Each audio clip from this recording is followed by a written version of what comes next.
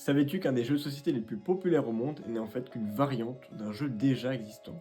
Lequel? Le Uno, et aujourd'hui je dépoussière son histoire, je t'explique tout en une minute. Au-delà d'être le jeu de cartes où personne n'est d'accord sur les règles, le Uno c'est aussi 150 millions d'exemplaires vendus en 50 ans. Pourtant, le principe du jeu n'est pas des plus originaux. En fait, il est issu d'une grande famille de jeux dits de défauts, comme le Rami suédois, le Switch ou encore le Crazy 8, le 8 américain en français. Et justement, c'est à partir de ce jeu que sera créée une variante par Mel Robbins, un barbier dans l'Ohio en 1971. Il se fait aider dans un premier temps par sa famille pour dessiner et développer le jeu, puis il décide d'économiser pour éditer 5000 exemplaires qu'il revendra ensuite dans son salon de coiffure. Si la vidéo te plaît, n'hésite pas à la liker et à la commenter.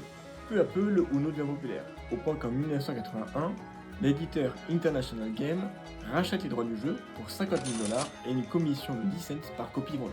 Depuis le rachat de l'éditeur par le géant Mattel en 1992, le jeu a été décliné en plusieurs dizaines de versions différentes, afin de continuer à profiter de son phénomène commercial. Bref, le 8 américain s'est transformé en Uno international.